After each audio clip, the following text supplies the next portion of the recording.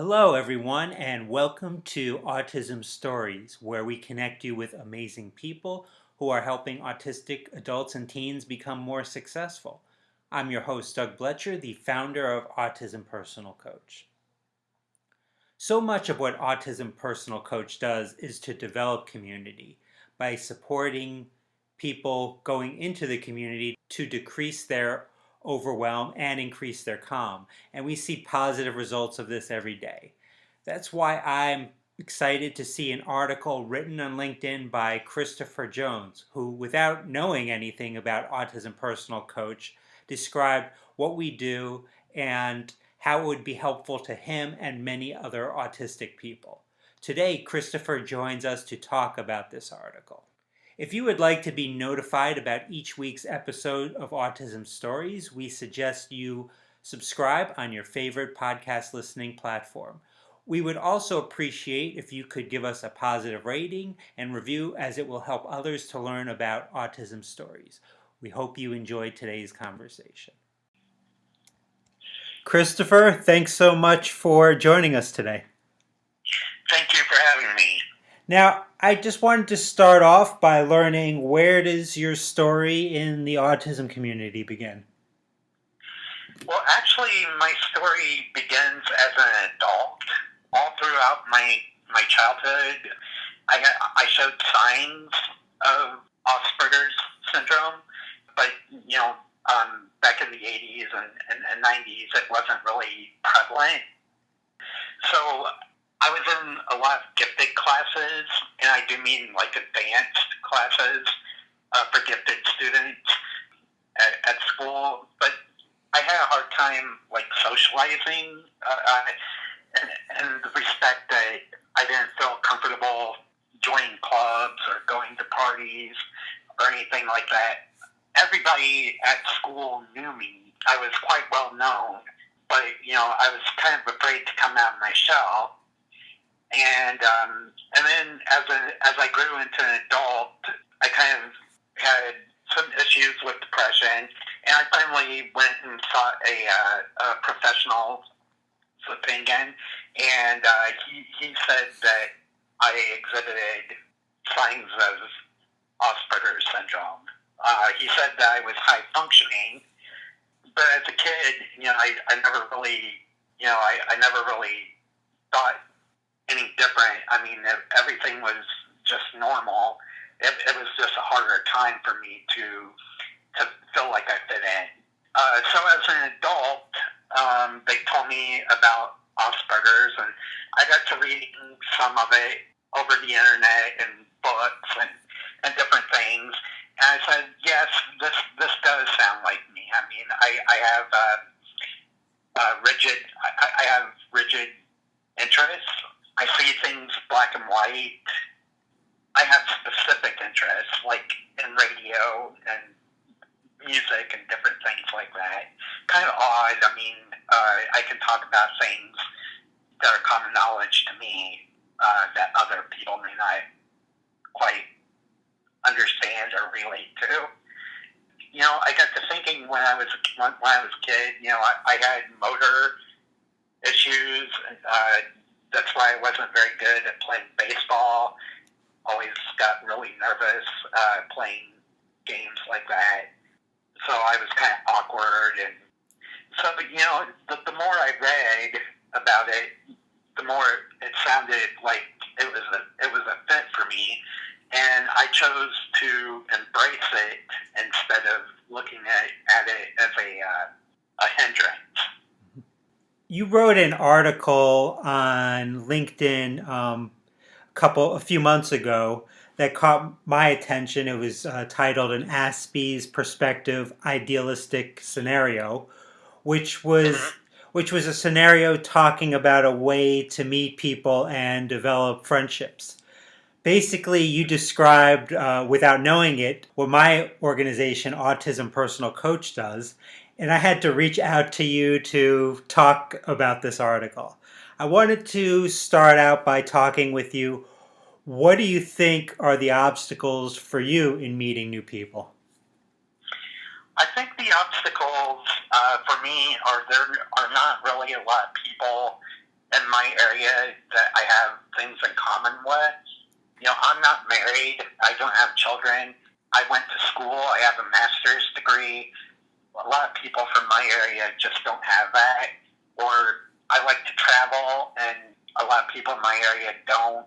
I find location is an issue of trying to meet people, but also when I do try to branch out, I work for the University of Illinois in Champaign-Urbana, and so I tried to come over here because it's a college town, university, and it's big, and there's a lot more people that I feel like I can connect with, but I still exhibit signs of being shy and afraid to come out of my shell and introduce myself.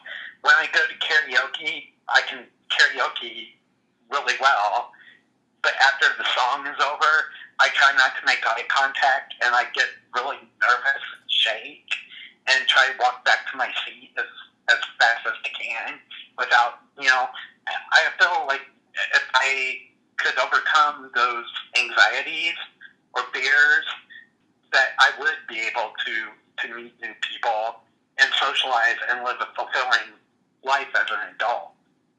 Now, with karaoke, how do you see like a social coach being able to help you to overcome some of those anxieties and fears? Well, what I was kind of hoping when I wrote this article was that there could be like a coach that you hire that could go with you to the karaoke and observe your behaviors.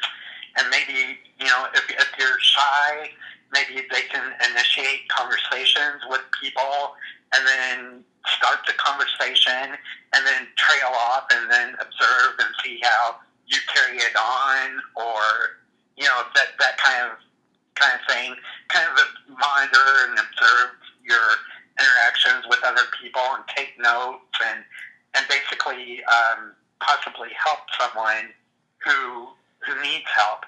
Now, for me, I've been very fortunate because I was a journalism major in undergrad. Like I said, I have a master's degree in creative writing, but I was a journalism and communication major, double major in undergrad studies at Eastern Illinois University. So I was able to kind of use my journalistic skills of interviewing to go out and meet people that way. And that really helped me. But over the years, I've since transitioned into another role. I'm no longer a journalist. So, I do have some strengths in communication, but I also have a lot of weaknesses. And I feel like I need to work with someone who can highlight those weaknesses and help me overcome them and feel more confident in myself going out to meet other people. When you would go out as a journalist to interview people, was it easier to communicate because you, like the purpose of the interaction, like you knew what to ask? Correct. Yes, I did a lot of sports stories and other type of stories, business stories. So, basically I knew ahead of time who I was meeting, what questions I should ask, and I'm sure that I came across as very nervous and fidgety to the people that I interviewed with, but I think that helped them maybe feel a little more relaxed during the interview. Yes, I do feel like the journalism skills helped me immensely in overcoming some of that shyness. I just wish, now that I'm no longer a journalist, that I could also feel that same ease or comfort that I did when I was a journalist, so I can go out and meet different people. I felt like during the years it's kind of regressed as I am no longer a journalist. It's kind of, I'm going backwards, taking steps backwards. And I just feel like, having like a personal coach or someone who could help me identify my strengths and weaknesses and communicating with people just would help me flourish.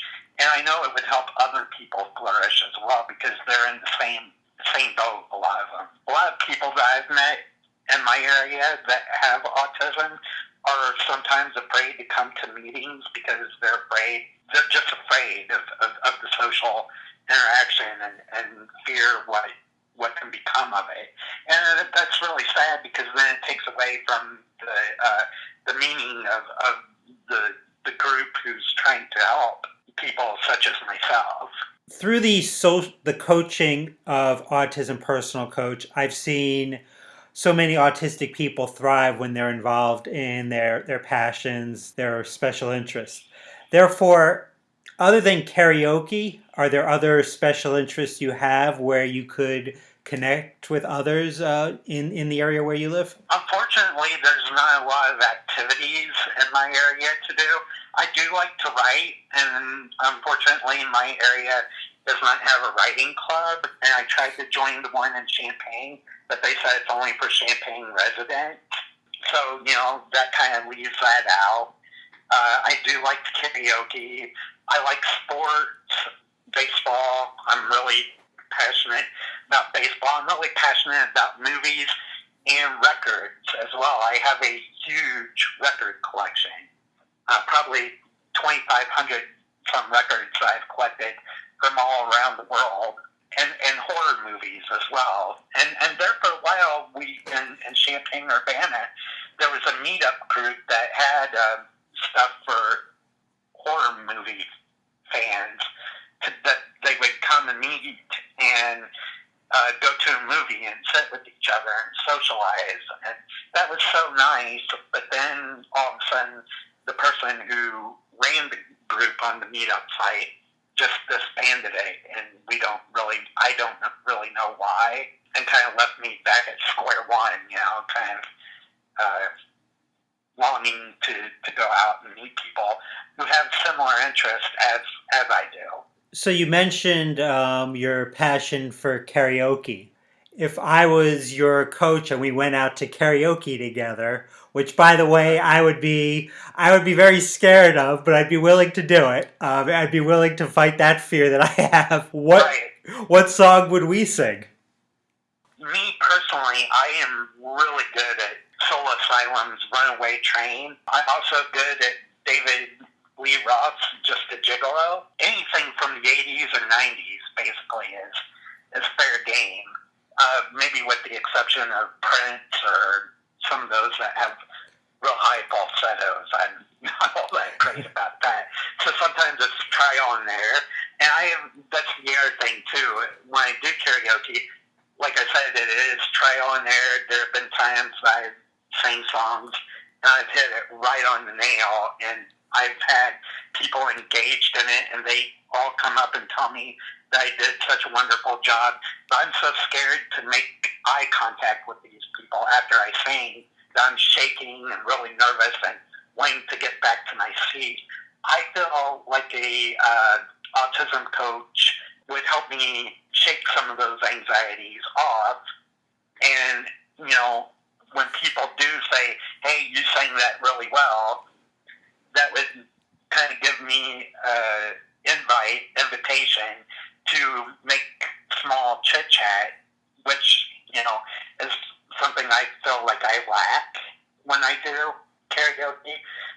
I just don't know how to interact with a person after I've received that compliment because I'm so flustered and anxious. And I just feel like a coach would come in handy to help combat some of those anxieties. Now for you, do you feel like you're anxious because of just kind of getting up on stage and performing, or are compliments hard for you to hear? No, compliments aren't very hard for me to hear, and I love to perform. So that's not really an anxiety. I feel like the anxiety comes whether people are sincere or if they're laughing at what I've done or laughing at me. And that comes from, esteem issues, I would say, self-confidence, those issues of the sort. I don't feel like everybody is laughing at me, but then, it's hard for me to trust people in a karaoke setting because I don't know who they are. I'm laying, it's enough for me that I'm even going there, not knowing anyone, and willing to perform on the stage. But then afterwards, I'm just so nervous and full of anxiety that, I have that, what is it called, fight or flight kind of response, maybe, where I run away. You talked about something that I've seen to be valuable with a coach going to with someone to karaoke or to some other type of community event, and that's observing you with others, and then providing you feedback, and then tips for improvement if needed. I know many Mm-hmm. times with autism personal coach, we'll observe people in these situations and then have a conversation maybe afterwards with the person about the experience. We'll give suggestions, but I think almost as important when we're discussing these things, talking about with you or with someone else what they thought they did well in those situations. So I'm just wondering for you, how important is like that type of validation to you in social situations like that? I think that would bolster up my confidence. I do have confidence. I'm not going to say that I don't have any confidence. I do have quite a bit. However, I feel like it could be lifted even higher, and I can cement that into everyday normal life and how I interact with other people around me, coworkers, family, just people out in society, including friends. And so, I would be the kind of person that would be willing to listen to constructive criticism about things I do need to improve on and take it seriously. But also, I think that it would be a bolster to my confidence level that to hear that I do things well. Thinking about the positives, what are things that you think you do well at? If you were at karaoke or you were in a writing group or some things in those situations. Well, I think, like in karaoke, I love the sing. I love the 80s. I have that big record collection, so I'm familiar with lots of songs. In your article, you mentioned having a coach would be helpful because it could help with your confidence. But you said you do have a certain level of confidence, and I was just wondering what are some things that have helped you previously to develop those confidence in interacting with others or in situations in the community revolving around your interests or passions.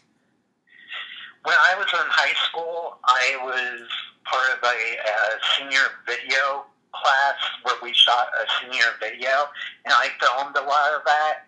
And after we were done filming, I remember a lot of the students that I went to high school with were chanting my name in the auditorium because they appreciated the work and effort that I put into the project.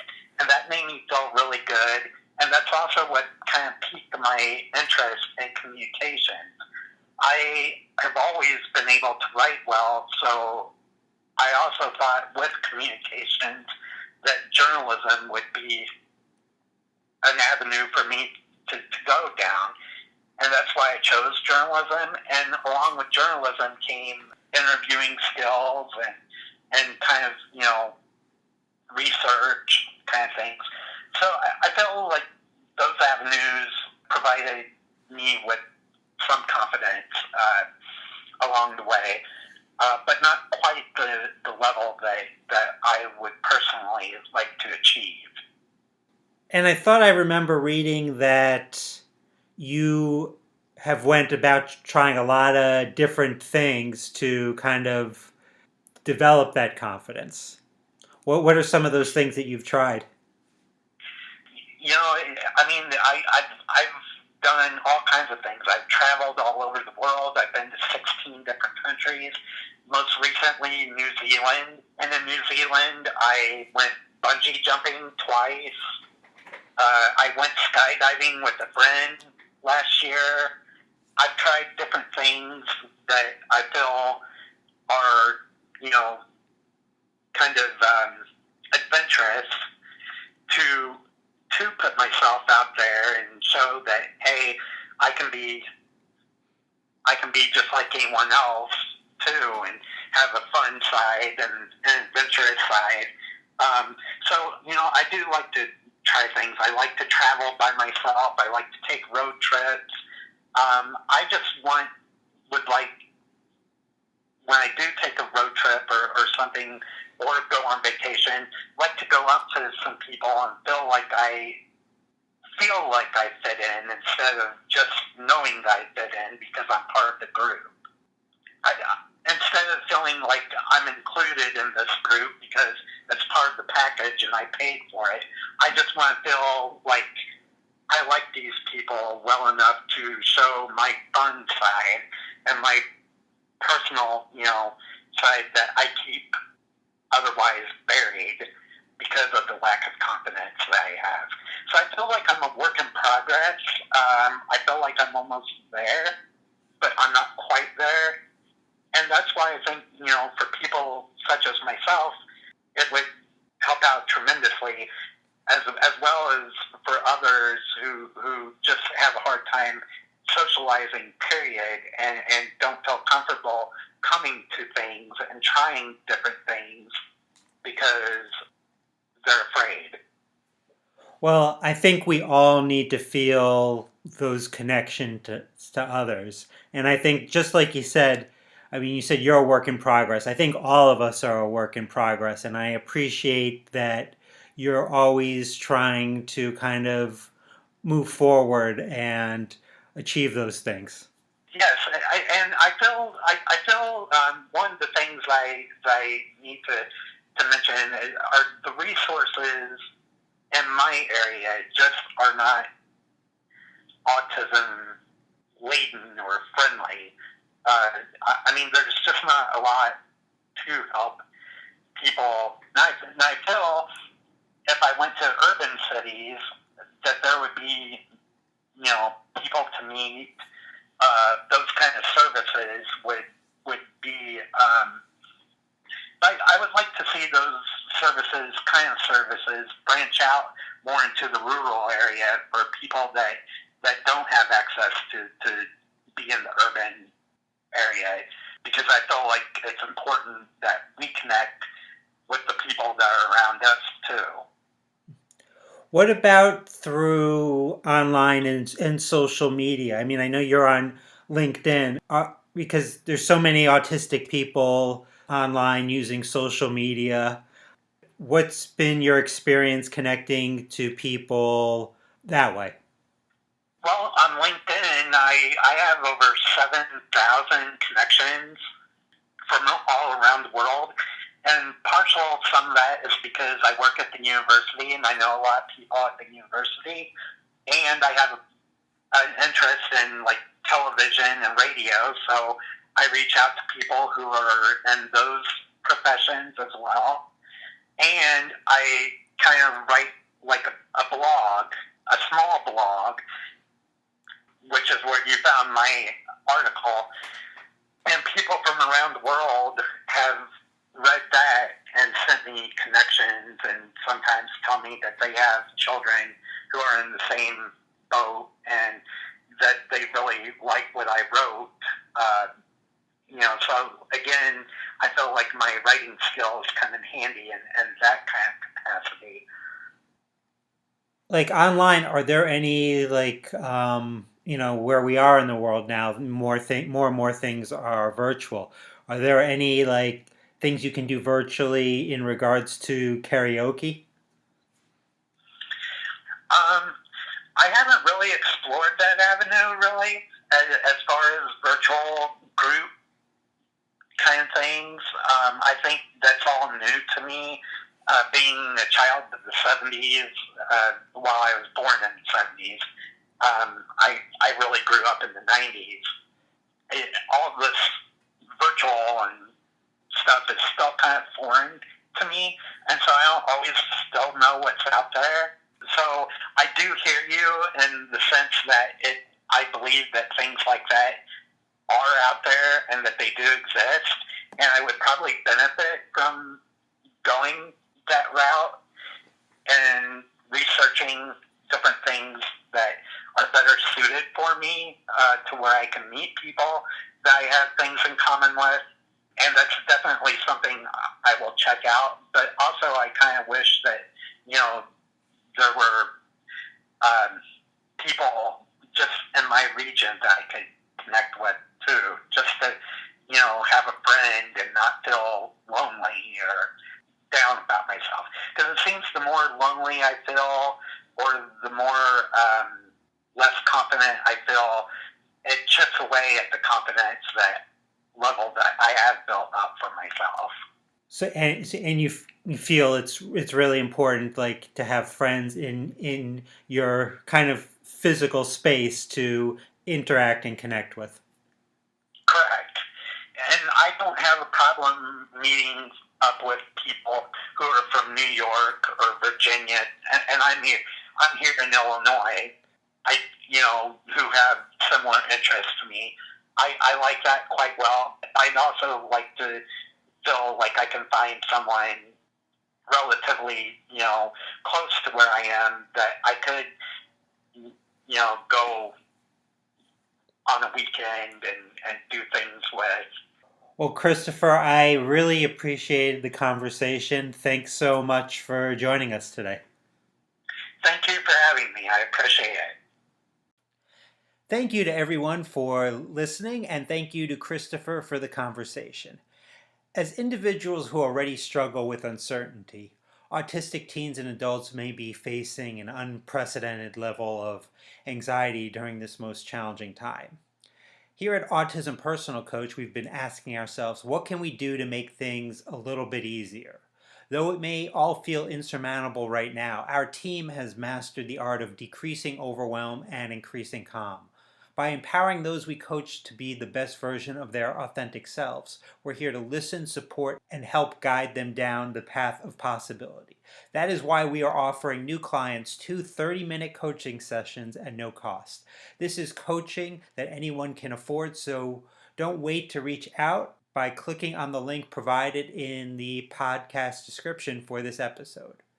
On next week's episode of Autism Stories, we will talk with Dinah Murray about the theory of autism she has developed, monotropism. Talk to you then.